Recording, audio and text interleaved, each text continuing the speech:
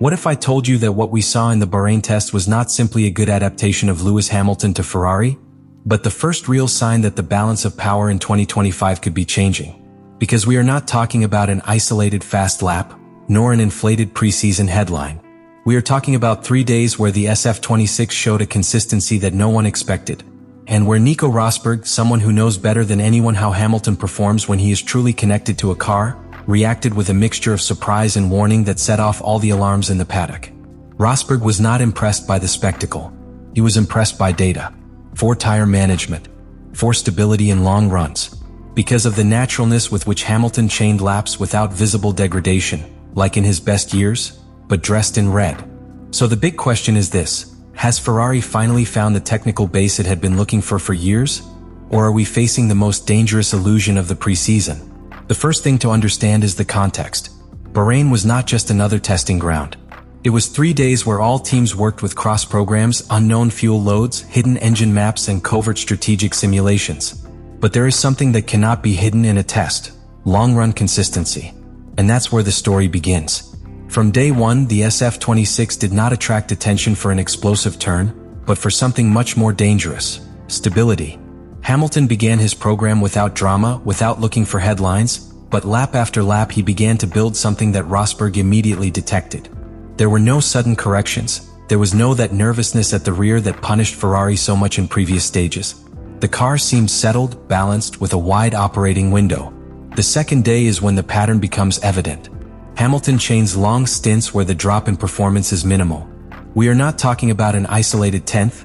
We are talking about a controlled, progressive, almost surgical degradation. In a new regulation that requires managing the energy balance between thermal and electrical power, this smoothness in the delivery of performance is pure gold. And Rosberg, who knows perfectly well how Hamilton builds pace when he's comfortable, begins to notice something he didn't expect. Lewis wasn't surviving the Ferrari, he was molding it. The most shocking thing was not the final time on the table. It was the repetition of the pattern.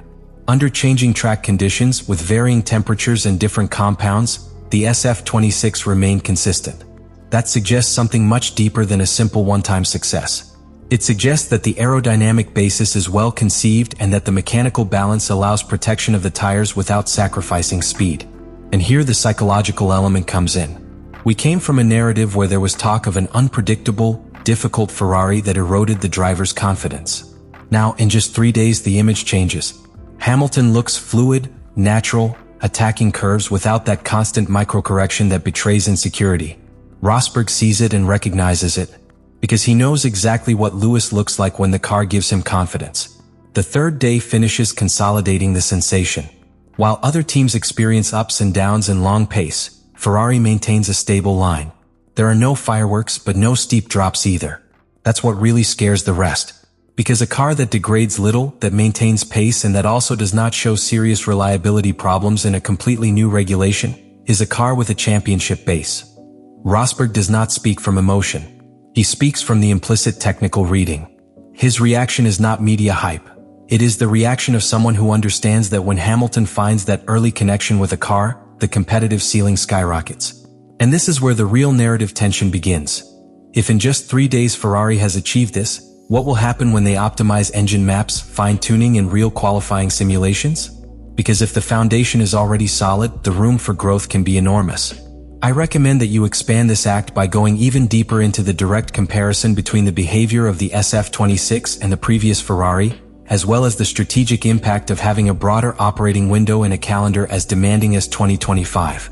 But if Act 1 left us with a disturbing feeling due to the consistency of the SF26, the second act completely changes the angle.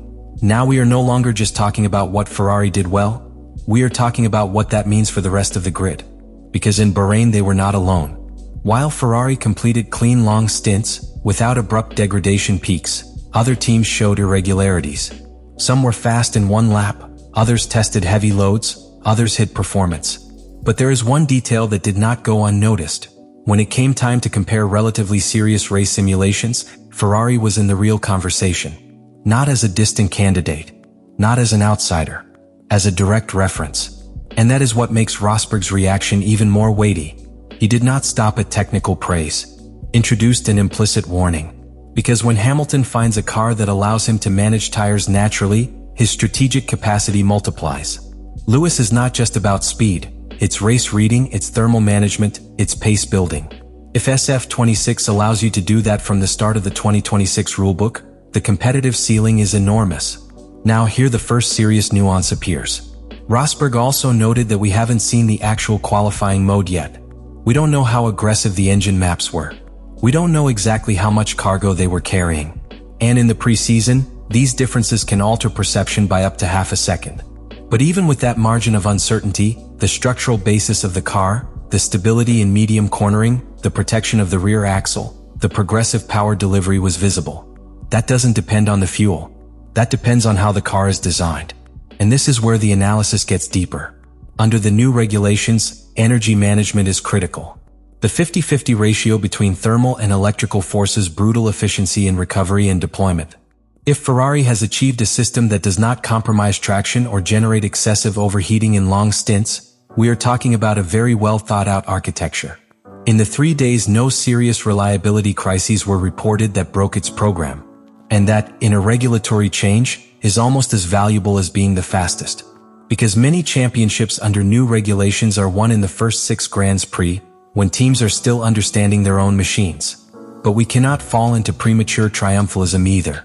Ferrari still has to prove that it can translate this consistency into a real weekend with pressure, traffic, one-lap qualifying and strategic race management. The tests do not simulate the chaos of a Grand Prix, and Rosberg knows it. That's why his reaction mixes admiration with prudence. And then we reach the point where everything stops being technical analysis and becomes a direct warning to the championship. Because if Act 1 was the surprise of consistency and Act 2 was the structural threat that it represents, Act 3 is the inevitable consequence. The real impact this can have when the season begins. What happened in those 3 days in Bahrain was not just a stable Ferrari. It was a Ferrari that, for the first time in a long time under a regulatory change, does not seem to be reacting, but anticipating. And that changes the psychological order of the paddock.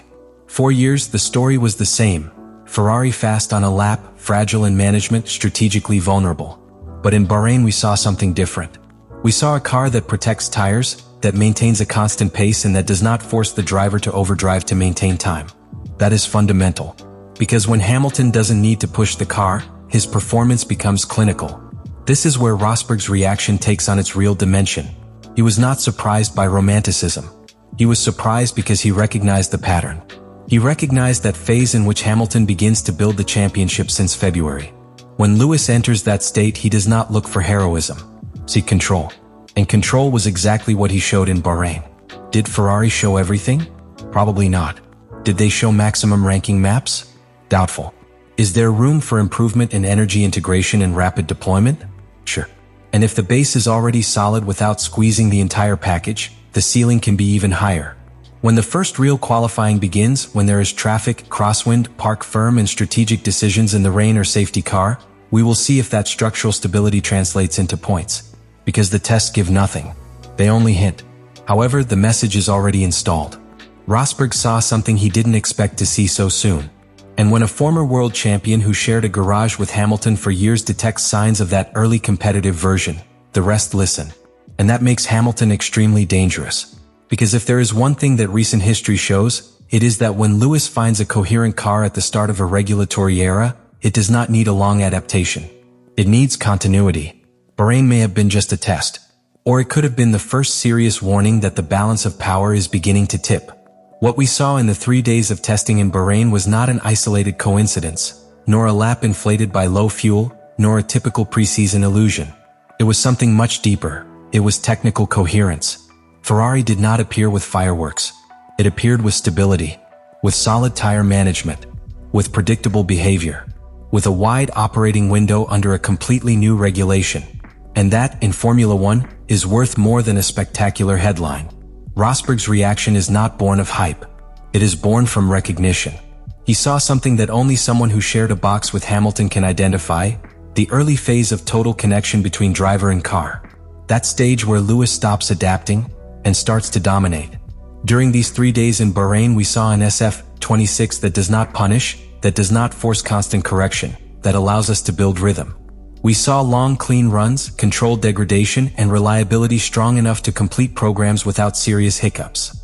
And when a new car under the 2026 regulation starts like this, the margin for growth is usually exponential. We haven't seen real ranking yet. We haven't seen racing pressure. We have not seen strategies under chaos. The tests hint, they do not confirm. And Ferrari has hinted at something big. Because if Bahrain is replicated when the stopwatch really matters, then Rosberg's reaction was not an exaggeration. It was the first public warning that Hamilton, with a consistent car since the start of a regulatory era, is once again a structural threat. Leave me in the comments what you think about all this.